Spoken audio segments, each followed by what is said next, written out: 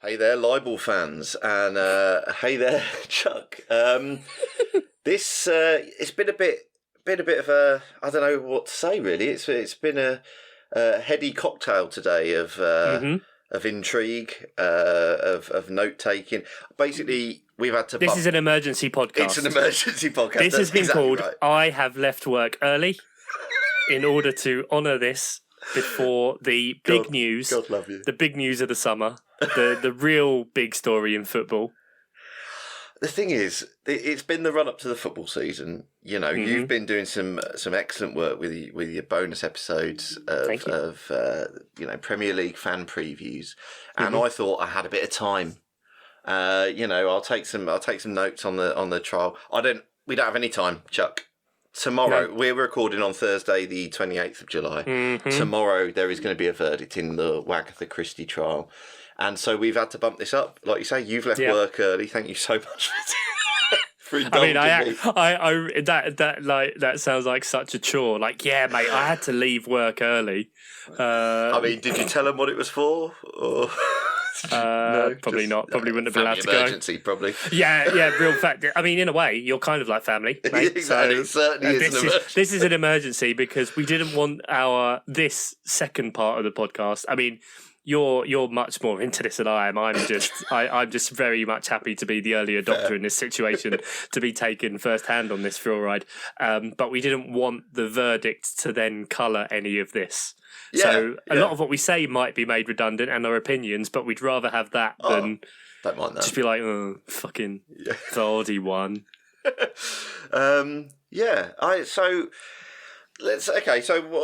This is, as you say, the second episode, Wagatha Christie 2. Electric Boogaloo. The Empire Strikes Back. So we got to the last episode, which I had so much fun doing, Chuck. It was really just such fun. The best time of my life. And we went through all the pre-trial stuff, and we literally went up to the trial, which was May a couple of months ago. And go back and listen as well. Go back and listen to that before this. That's probably essential. So did you take in any of the trial at the time at all? Or is this all new to you? I mean, was it just headlines? It was just headlines. It was just what would pop up every so often. A few sound bites, a few B-list celebrities getting pulled in. Roy Hodgson got a mensch, I remember that. And, cans of Red Bull, obviously. But otherwise, no, the biggest exposure I've had to this was from you. Not in that way. Sure. So, I'm really excited to be here. Part 2. Lovely. Back in the habit. How many more sequel references can we get? Okay, good. Right, so let me explain then.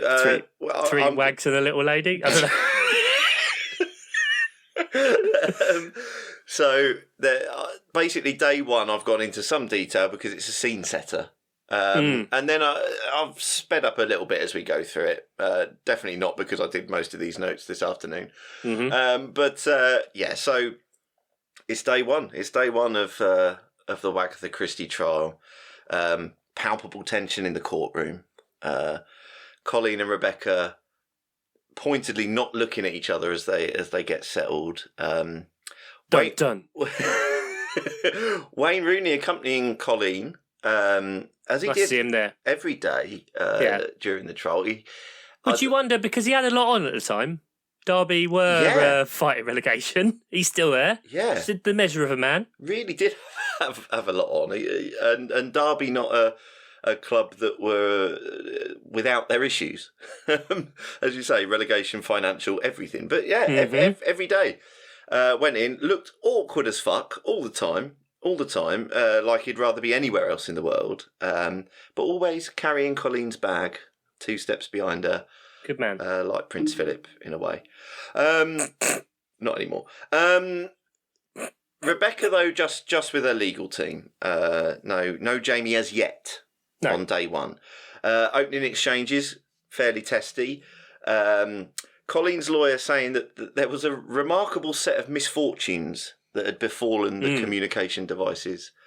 There really were. So many people hitting delete instead of save. It's so annoying. Putting their phone in the sea instead of keeping it out of the sea. These things are easily done, Chuck. I couldn't tell you the amount of times I've forgotten, no, my device doesn't go into the sea. They don't say it in the instruction manual, which is weird. Well, no one reads the Apple terms and conditions, do they? No, just accept. Don't put it in the sea. The accept. Fuck's sake. Yeah. If only they read it. Oh, I should have known. Vardy's lawyer says that Colleen was wanting to cause maximum impact without any evidence. And his client knew the stories were fake. So Rebecca Vardy knew that they were fake and that Colleen suspected her of leaking them. But she's going to sell them anyway. Revealing your position early on. She doesn't need the money, guys. This is what is clear for all of this, that Rebecca Vardy, at the minute, again, just to make that clear, that Colleen has made the accusation, therefore this case is Vardy bringing up the case against Rooney. Oh, it will come up. To have money, but she doesn't need the money. Doesn't need the money. It's then revealed, there's a lot of stuff that goes on in the opening exchange, which is why day one is sort of quite big in this episode. And it's then revealed that Colleen undertook her sting operation entirely alone. So she doesn't even tell close friends and family, including Wayne. Doesn't tell Wayne. She doesn't want no leaks. She suspects Wayne. She must do. A good detective would always. She's like the Julian Assange of the footballing world. Sure. Kept herself to herself. Sure. That felt topical. Sure, why not? It's claimed by Rebecca's lawyer that she knows nothing of the incident of her agent's phone dropping in the North Sea, and that should not be used against her because it's nothing to do with her. No. The clumsiness of the agent is nothing to do with her. He says that while some of the WhatsApp exchanges sometimes use hurtful language, they support Vardy's claim that she's not the leak, expressing surprise that she's suspected. He also said that Colleen revelled in her newfound title of Wagatha Christie, and that she shared mock-ups of herself as the detective. Now, I don't remember this at all. I can't find them anywhere. But if that's true, that is fucking hilarious. I don't even know what... I've adopted this, but I've got no idea even what Agatha Christie would necessarily look like. So in my head, it's just Colleen dressed as Sherlock Holmes. Yeah. I don't know why. That's the instant detective pose, isn't it? Dear stalker, big pipe. I mean, it's either that or Murder, She Wrote, isn't it? Yeah, of course. Angela Lansbury. Angela Lansbury. Again, Chuck, you shouldn't know. Why do you know Angela Lansbury?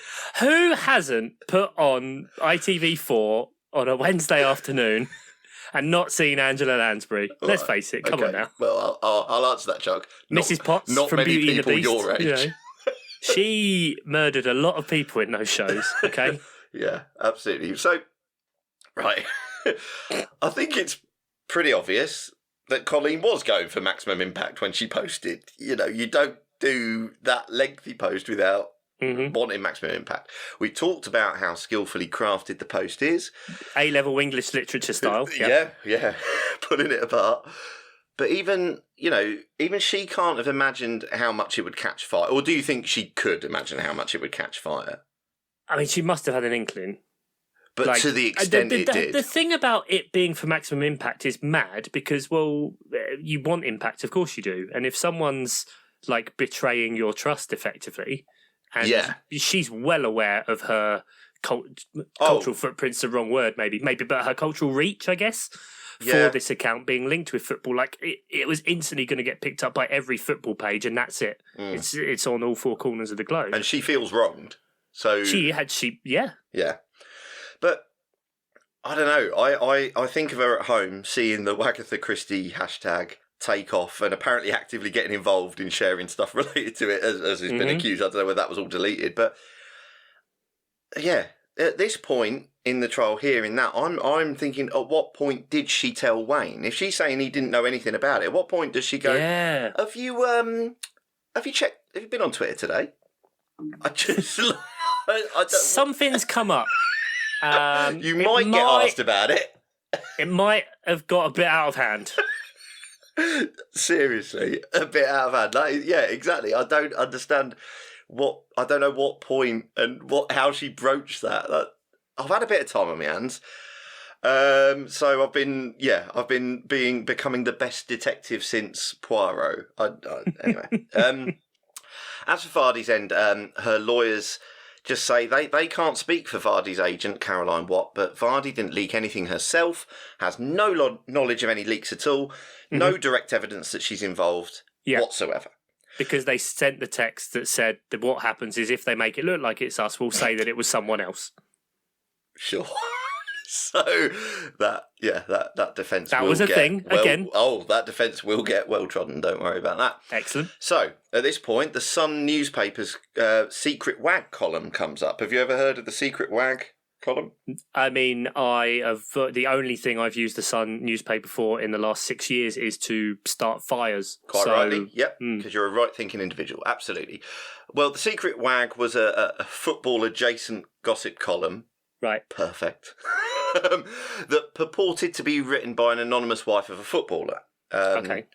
Now, you're a man of the world, Chuck. You know how newspapers work. It's very possible that there was no secret wag whatsoever. It was just a nice little shop front for a pretty standard gossip column. These things definitely happen.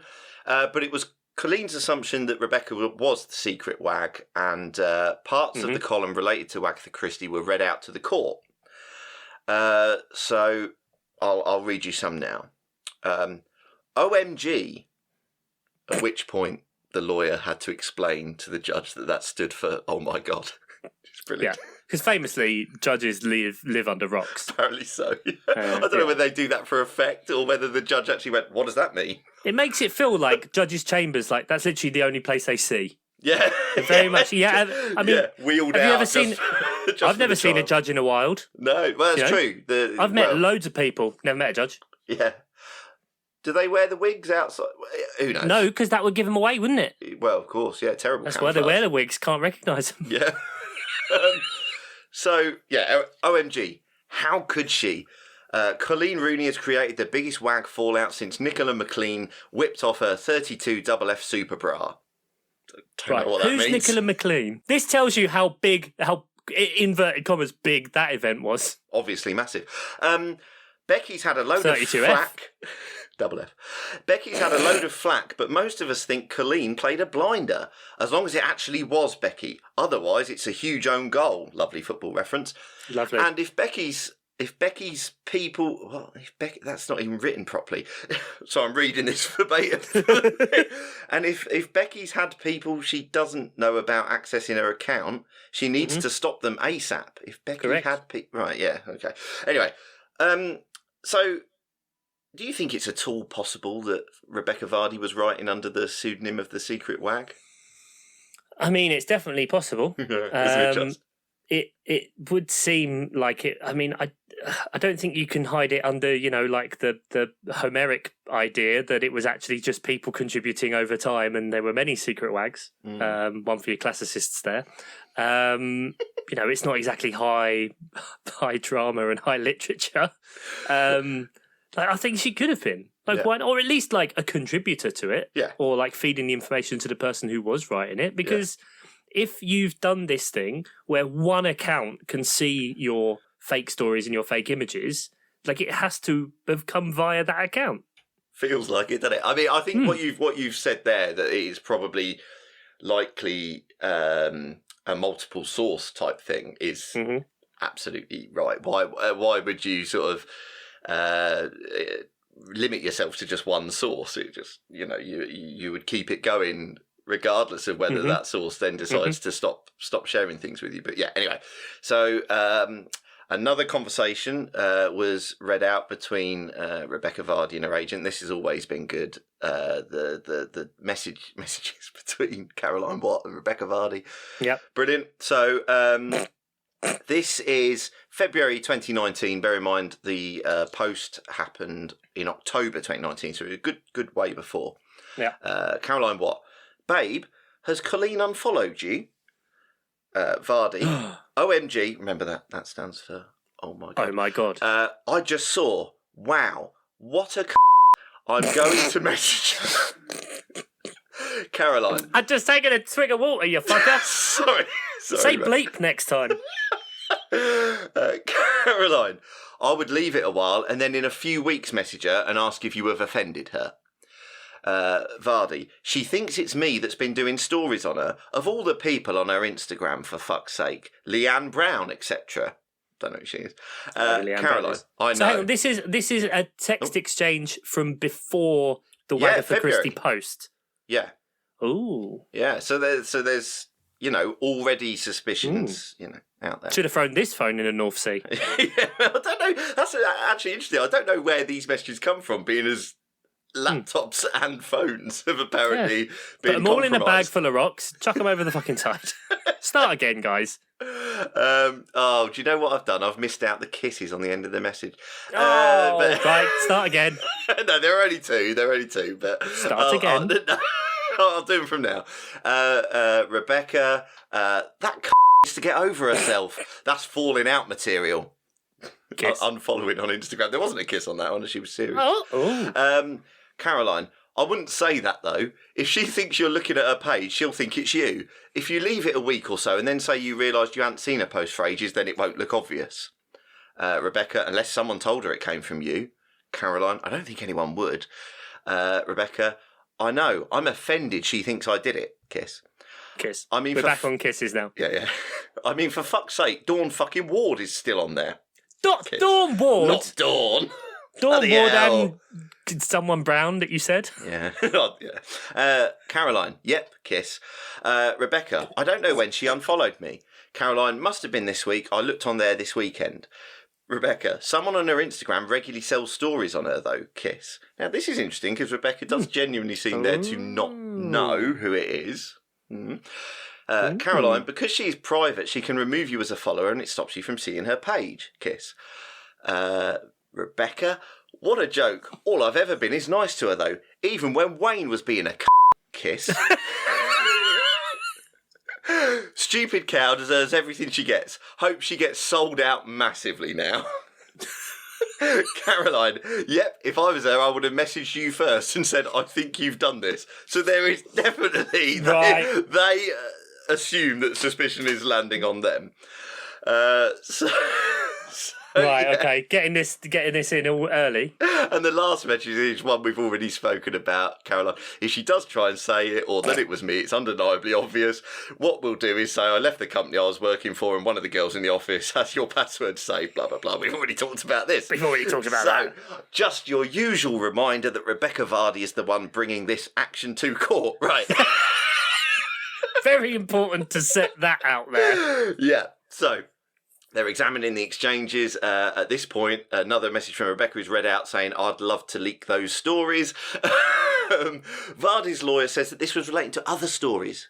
Stories, Chuck, not these ones. Not the gender selection ones. Not these ones. Not the fake ones. The real stories that I was going to leak. Wasn't in reference to... How can you leak... Hang on. If just dialing back a little bit. I'll just take a sip. Go on. If these were potentially public stories, how does she leak other stories? Well, how did she leak those stories? So this is other secret shit that she shouldn't be saying. She's clearly... This is like... Just red flags everywhere, guys. This is in court. This is in the actual UK court system. Yeah, the High Court. Yeah, absolutely. So at the last minute before this trial, there was a witness statement allowed that was submitted from Harpreet Robinson, an FA liaison officer. So... Colleen's side are putting this in, hoping that it will paint the picture of a fame-hungry woman. This statement is in relation to a paparazzi photo taken of the wives and girlfriends of the England team during the Russia World Cup. Now, Rebecca Vardy's previously denied... The birthplace of Mop. Yeah, absolutely, yeah. Rebecca Vardy's previously denied setting up this photo, but Miss Robinson says that Harry Maguire's fiancée, Fern Hawkins...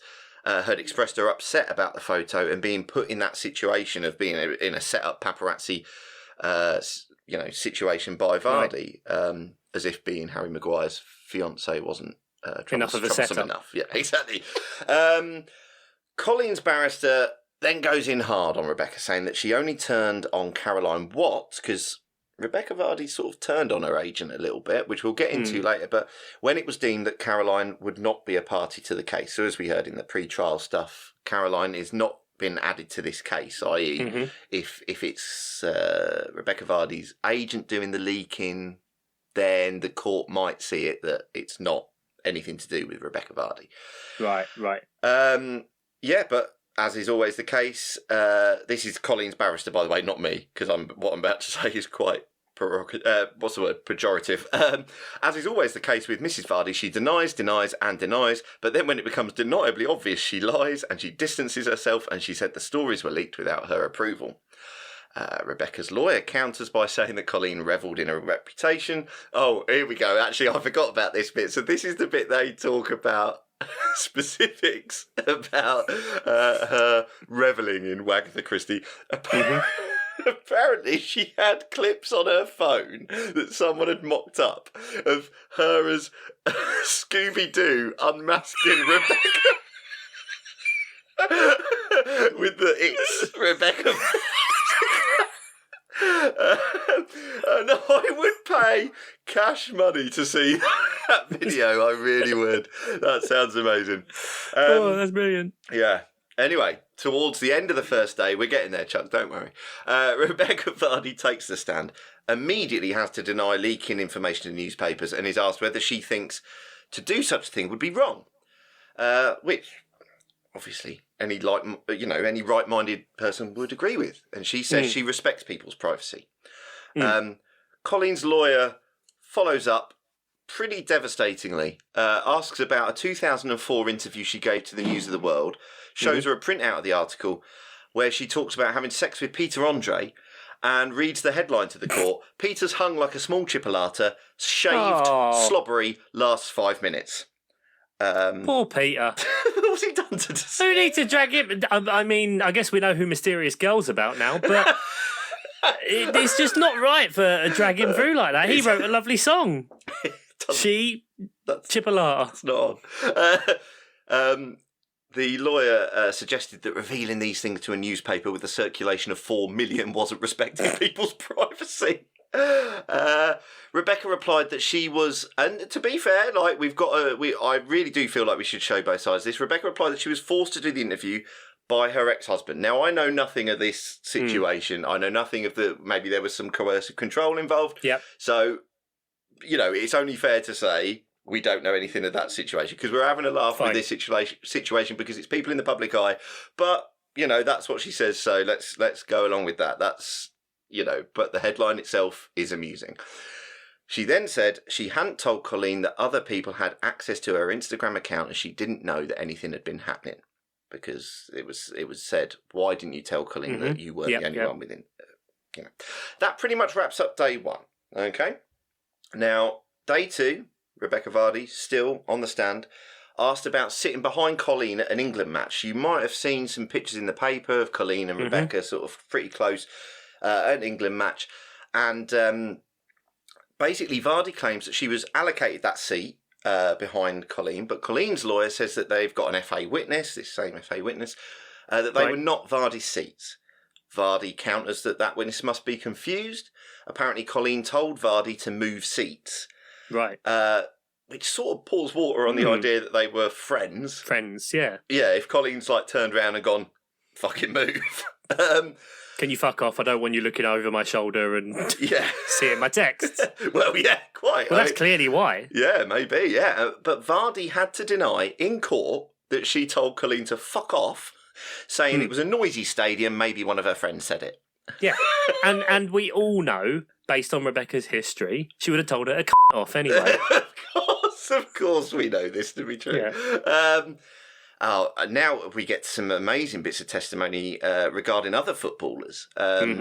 So one exchange refers to Riyad Mahrez when he was attempting to negotiate his move from Leicester to Man City. Mahrez had stopped turning up for training, and Vardy texted her agent to say the lads are fuming.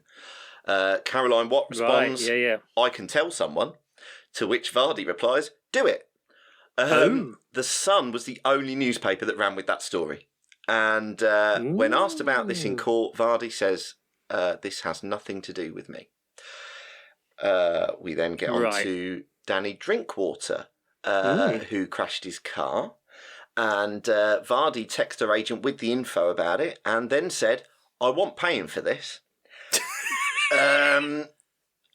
So Vardy said in court that this was But she doesn't need the money. Doesn't need the money. Said that it was a fleeting comment. It wasn't serious.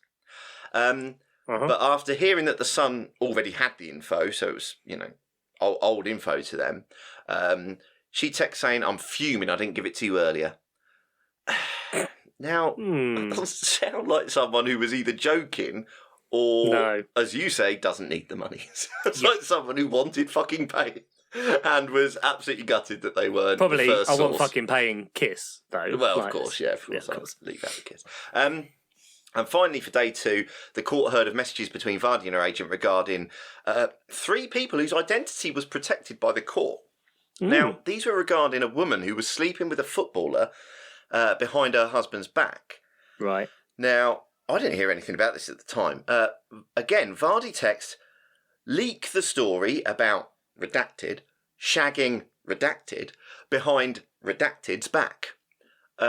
What explained she'd already tried to leak it and the Sun hadn't been able to stand the story up and so weren't running it. To which Vardy replied, ugh. Vardy said in court, I was just joking about that one. Oh, of course you were. Lot of joking. Lot of banter. She is a comedy character. She like to make it a joke. After day 2, we're left with some of them she wants money for, some of them she doesn't. Just joking. But when she's caught out, it's a joke. Yeah. I don't, at the minute, and you might be able to see me leaning a certain way, her motivation seems to be boredom, money. I don't know. Right. It's all very... Oh, sorry, at the end of the day 2, I should just say, Rebecca Vardy brought the case. Just remember that. Day 3. Right, this sees the end of Vardy's testimony and another reveal of something I hadn't heard about previously. Rebecca Vardy did an interview with the Daily Mail the day after Colleen's original tweet had dropped. Okay. Which I didn't know about at the time. Most interesting line. Vardy, arguing with Colleen Rooney would be like arguing with a pigeon. You can tell it that you're right and it is wrong, but it's still going to shit in your hair. I don't know. I'm sorry, but when do you tell a pigeon they're right? I don't know. When do you tell a pigeon they're wrong? I sort of vaguely know that quote as the chess one. So, like, you could play chess with a pigeon and it'll lose, but it's still going to shit all over the board or something. So, like, I know that sort of quote a little bit. Right. I haven't heard it's going to shit in your hair, but that's fine. You can tell a pigeon it's wrong. Yeah. Naughty pigeon. In that interview, she also said that a dozen people had access to her Instagram. On the stand, however, she had to admit that only 4 people did. Right. Her and Jamie, her agent, and his social media manager, which is interesting. But anyway, she explained this away by saying she wasn't really thinking straight the day after it all happened. No, I mean, that's how you mix metaphors about chessboards and pigeons. Yeah, and pigeons, yeah. A pigeon in the hand is worth one for Christmas. A skittle in the bush. Rooney's lawyer goes in again on the loss of evidence, saying that even your own forensic digital expert described the loss of messages as somewhat surprising, with Rooney's expert saying that there's no way it could have happened other than deliberate deletion of evidence. Correct. I mean, I highlighted the WhatsApp thing. It's so hard to delete stuff. It's really hard, yeah. Vardy's response is, well, with respect, I've been accused of a lot of things. Yep. Right. Okay. That's the answer to that one. Right. As Rebecca Vardy's testimony comes to a close, she's questioned about her current relationship with her agent because since it was ruled, as I said earlier, as I alluded to anyway earlier, Caroline Watt was too ill to be a witness and also couldn't be added to this particular trial, as a party. Vardy sort of changed tack after that and certainly publicly, and said that her agent had leaked things on her own. You know, that it was at that point that like the switch happened. And Colleen's lawyer says it's not her that betrayed you, as you suggest. It's you that has betrayed her by throwing her under the bus. Rebecca replied, "That's a joke." Broke down in tears. What she said was a joke. Because she jokes a lot. I just need to make clear. Good point. Yeah. Was she making another joke? I don't understand. I don't know. But that is the end of Rebecca's testimony and the end of day 3. Day 4. Day 3. She brought this trial. Yes, I should maybe say that every time. Although now we come on to obviously other people on the stand, so it will feel maybe a little bit less weird. But anyway, feet shooty. Yes, feet shooty, absolutely. Day 4, and Colleen now begins her testimony and tries to give some context about the press intrusion into her life, saying that in 2017 there'd been stories in the paper about Wayne Rooney drink driving in another woman's car. And it was a contributing factor that in the couple briefly separating, and that these things are much harder to deal with when they're in the public eye. Yeah. So, she went on to say that at particular low points of media speculation, she would get messages from Rebecca Vardy, but being as they weren't close, she felt it was Vardy fishing for information. Right. So, as far back in 2017, we're talking about now that she had suspicions about Rebecca Vardy, that the nature of their relationship. Yeah, exactly. And we're sort of going to get a little bit serious now, but there was an impactful moment where, because obviously in these libel trials, all evidence is disclosed to both parties, which means that Colleen could suddenly see all messages that the court had access to. And she said there was one that really sort of made her, feel a bit icky. And she testifies that basically she thought Rebecca was trying to ingratiate herself with Colleen and put her off the scent by referencing Colleen's sister, who passed away as a teenager in 2013. And Rebecca messages her agent saying, maybe I should say something about Rosie, as a sort of, Rosie being the Colleen's sister, as a sort of... A way to show like the emotional connection, or like a way in, or like... say that to someone else. Like, it just... I don't know, it just feels so insincere that... Yeah. It makes me teeth itch a cringy. bit. Yeah.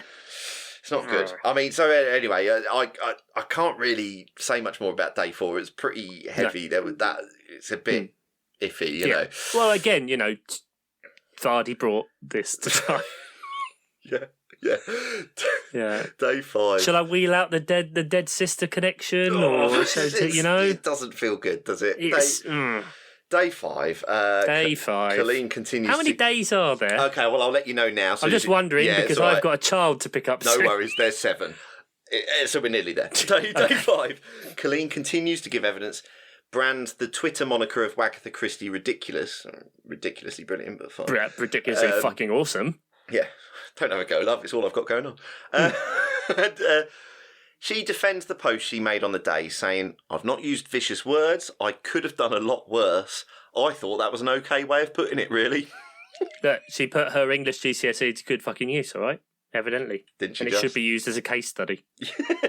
In the anthology of poetry and all that. Yeah, absolutely, yeah. So there's an interesting one now with 2 months before the post, Colleen's PR was contacted by The Sun looking for comment because they were planning on running that gender selection story you've spoke about. But Colleen says she wanted the story to run, so she had some evidence. She put, I didn't want the story out there, it's fake, but I wanted it for my own evidence. It was out there, but it was totally untrue. So she didn't give any comment. She didn't want to, I don't know, deny or... It's very weird, but she basically says, I just wanted to ignore it and hope it ran. So I had some evidence. This feels like a really weird way to... Because I've had a go at Rebecca a lot. Now I'm just going to say, it feels like a bit of a weird way to sort of, I don't know, be happy that you're going to be splashed on front pages or whatever because it means that you're vindicated somehow. It just... Well, or I guess if you are, like, if your perception is that you want as much evidence as possible as this person actually doing it and more, you like, give them an inch and let them take a mile kind of thing. It's like if... investigating someone for fraud or whatever. You don't go up to them in the street and go, hey, you, stop doing that fraud. You let them carry out more fraud. So then you just, when you do stick them, I guess. But it's a... The whole thing, it just speaks to the whole thing being just so unrelatable to normal people. Do you know what I mean? Calculated. Yeah, so Rooney tells the court that that Vardy had got in touch with her after the initial post. And said to deny that she was the leak and claim that she had zero interest in Rooney's life. that seems a little rich considering some of the exchanges we've seen between... want to be friends, want to sit next to each other. And some of the exchanges between Vardy and her agent have shown there's a fair bit of interest in her life. But yeah, anyway, now we get to the second week of the trial, day 6. Jamie Vardy arrives for the first time. On the same day that it's time for Wayne to enter the witness box. And immediately we get some pretty juicy England team gossip, because this was obviously the time when Wayne was England captain. And I'm not quoting verbatim here, but he said he'd been spoken to by desiccated vampire Roy Hodgson. Roy the boy. And Northern Teletubby house buying socialist Gary Neville. And... That's just written for you, Chuck. Sorry. And, he said, they asked me, as captain, would I be able to speak to Mr. Vardy on issues regarding his wife, and I think we all knew that it was an awkward subject. I'd need to speak to Mr. Vardy and ask him to speak to his wife to say that she needed to calm down. This, as feminist, Chuck, does that just not make you just crease up a little bit? Like... You got two blokes telling another bloke that they need to speak to his wife and calm her down. Yeah. Calm down. Doesn't calm down. Please stop being so hysterical. Feel right in this day and age, does it? It does not. Wayne, it was an awkward situation for me, and I'm sure it was an awkward situation for Mr. Vardy, but I felt it was in the best interest of the team. I spoke to Jamie 100%. I remember the conversation I had with Jamie. Mm-hmm. It was awkward for me to have to speak to a teammate regarding his wife. Yeah. Now, again, I want to put a bit of balance in because I do feel like we've been going in on Rebecca Vardy.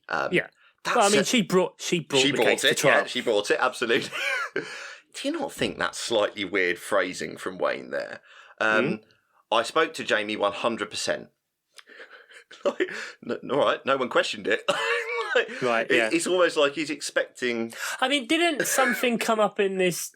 trial that was commented on by the judge because one of them kept saying to tell you the truth before everything is said? That's the idea. And they had to be reminded, you are under oath. Everything you're saying is taken as truth. To be honest, to tell you the truth. Yeah. Yeah. Yeah. So I felt like it was almost like Wayne was expecting a rebuttal from someone there. We'll come back to that later. Wayne called...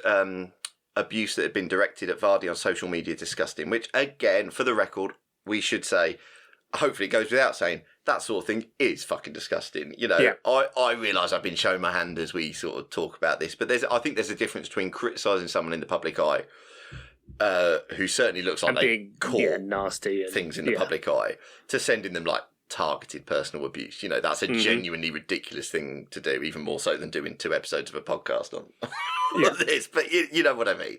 Rushing home to get it out before the library. Yeah, exactly. Yeah. But sure. Anyway, but Vardy's lawyer asked Wayne if he and Colleen had discussed the abuse that Vardy was getting. He responded, "Me sitting here in this courtroom, this trial is the first time I'm hearing almost everything in this case. It's been a long week." Now, he then says, "I've never really discussed any of it with my wife. I think he sounds utterly ridiculous here." It's one thing for Colleen to say that she hadn't told him about any of it before or even during doing it. Seems weird that a witness wouldn't be briefed. Yeah. Or whatever it is, someone to give evidence, maybe not a witness in this case, I don't know what the actual correct legal term is, to take the stand. He has not been briefed by a legal professional. He's hearing all of it now. It's more than a year since Rebecca Vardy, I suppose, put the legal action on the table. So you're being sued, but you're not going to discuss it with the missus. He's not discussing Derby's tactics and plans with Colleen. She's not discussing her, but, they keep their work life separate. Because I very much consider this a work life, I guess. Yeah. Look, Wayne doesn't, I think, come across as the most reliable witness in all of this, to be honest. And I was speaking about, me and Jamie had that conversation 100%. Jamie Vardy hit back that afternoon, or lunchtime. It wasn't very long at all. Not via the witness box, because he was never called as a witness, but via the media. Just shouting from the back. Yeah, hoping some journo would take it. Fucking do it! I think they've got some contacts. Fucking drink your Red Bull! Wayne is talking nonsense. He must be confused because he never spoke to me about issues concerning Becky's media work at Euro 2016.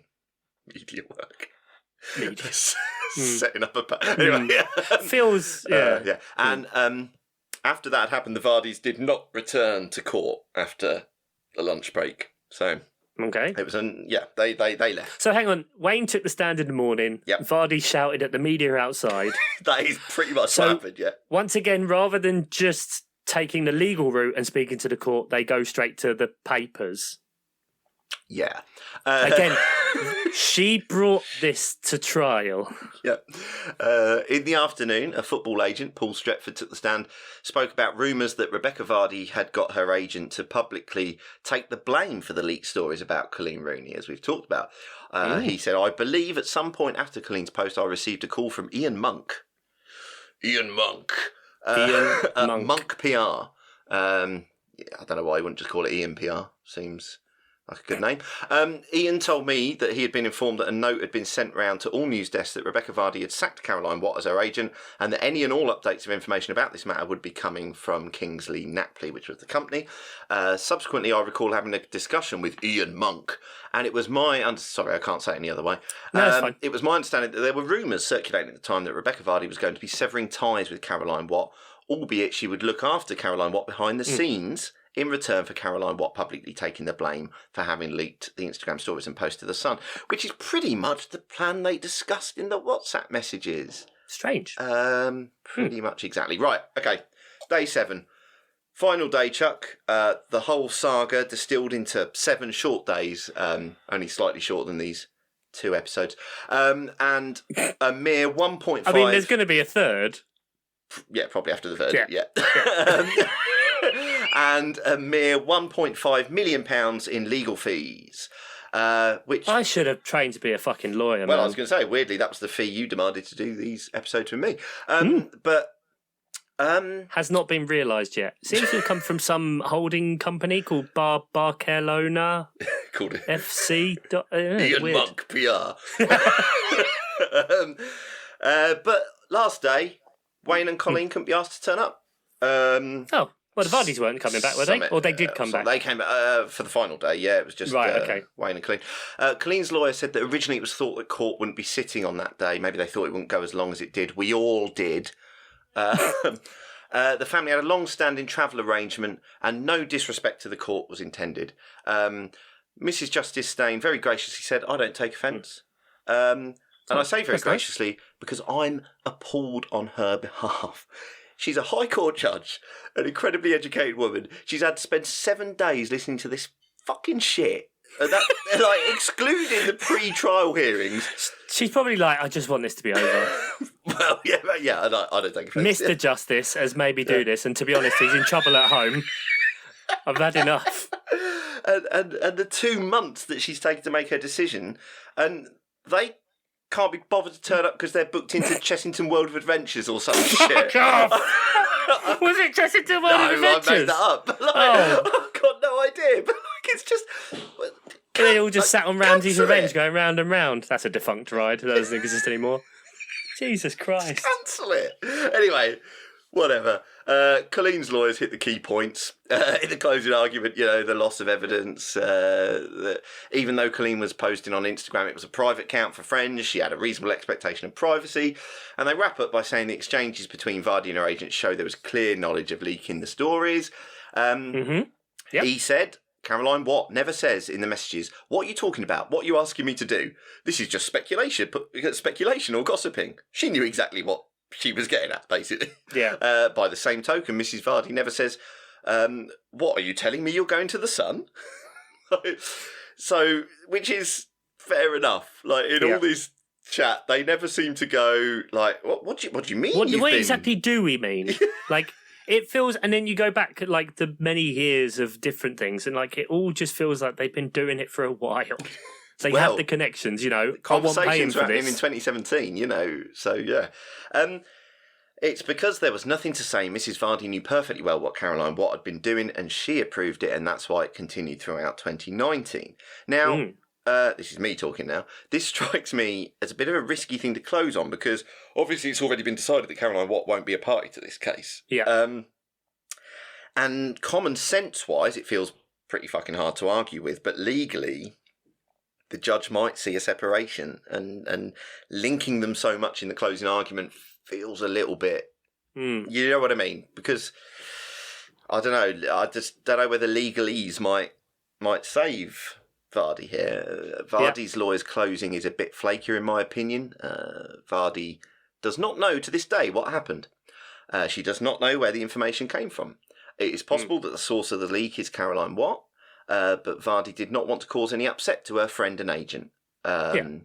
I mean, the simple fact is that, saying it was probably Caroline Watt when she's not being prosecuted in this trial gives a bait way to just go, not me. Yeah. It feels a bit... Yeah. Tomlinson, that's Vardy's lawyer, said of the loss of evidence, these things happen to everybody. No. They don't, do they? They don't drop phones in the North Sea very often. Let me just check. Dropped phone. No, never dropped phone in the North Sea. You just had to consult your chart. Yep, understood. Yeah. She's done everything she can to assist. Incorrect. Vardy has obviously made mistakes. Correct. She trusted someone she should not have trusted. Herself. He said the way she talked... he said another mistake she made, apologies, was the way she talked in her private conversations, which were littered with bad language. Yes, they were. Oh, I thought he meant not necessarily the profanity, but, the shocking amount of evidence that proved she was doing these things. She should have been more careful and not given away exactly what they were doing. Vardy did not want to be in court either, Tomlinson said. All she wants is to be vindicated, and it's had a huge negative impact on her. And she fucking wants paying. But she doesn't need the money. She doesn't need the money. So that's it. That sums up the closings. We are 2 months later. The verdict is imminent tomorrow, noon. It's a beautiful coincidence. I've got the day off. You've got the day off? It's absolutely ridiculous. What's also funny is that the first criminal court sentencing was broadcast in front of TV cameras today. Will they do the same with libel? I don't think so, but imagine the coincidence if that happened. Are they going to be there, or are they going to be at Thorpe Park this time? Who knows? Pleasurewood Hills. That's a really niche one. Flamingo Land. Drayton Manor. And other places you've probably been. Yeah. American Adventure. So I don't know what to say really, because I've expended so much energy on all this, and it's been a wild ride. But by noon tomorrow, and probably, let's face it, by the time most people listen to this, they'll know the verdict. But what a crazy expensive mess. This fucking brilliant. There's a cost of living crisis going on in this country. Well, £1.5 million has been spent just on their legal fees. I mean, obviously there's admin of just judges, stenographers, those people who do the fucking ridiculous pictures, which if you can look up any of them, they are fucking hilarious. It looks like a child has been commissioned to do the court pictures, because another archaic law in this country where because you're not allowed cameras in, you just have to have pencil drawings, and they can't. Did you know this, Chuck? They can't take the drawings when they're in the court, so they are done afterwards by memory. I could fucking do that. I know what they look like. It's almost like there's 0 point to that process. The whole thing's mental. Pointless. Absolutely. Especially done by pencil. Why? What's the point? We saw them just show a picture of the people on the news. Why don't we just go, oh yes, they were in the courtroom. Really weird. But so there we go. I mean, England. England indeed. Thanks for coming on this ride with me, Chuck. I do appreciate it. And absolute fucking pleasure. I know you mean I've loved every second. This has been brilliant. And I mean, bated breath tomorrow. I guess we should do some sort of reaction pod. I don't know when it will drop, but we'll do we'll need time to process it, won't we? Oh God, yeah. If they carry is there then a few days delay before they make any further announcements, or is that it? I think the whole thing happens tomorrow. Like any damages or anything. So yeah, I'm going to get this out. I'm going to promo the fuck out of it. as many people listen to this it. This one jumps straight to the top of the queue. As many people listen to this as possible, and yeah, it's what a time to be alive. Exactly. Cheers, Chuck, and see you for part 3. Absolutely. All rise, the Honourable Judge Simpson. Ian Monk. It's Ian Monk. Fuck's sake.